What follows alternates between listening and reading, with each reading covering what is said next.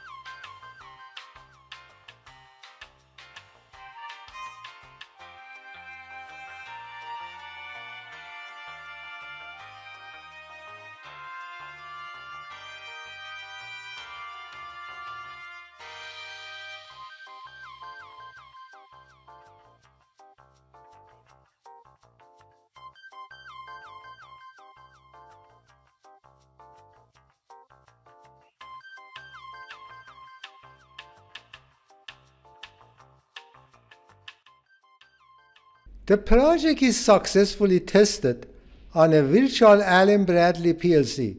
Thank you for watching and see you in the next video.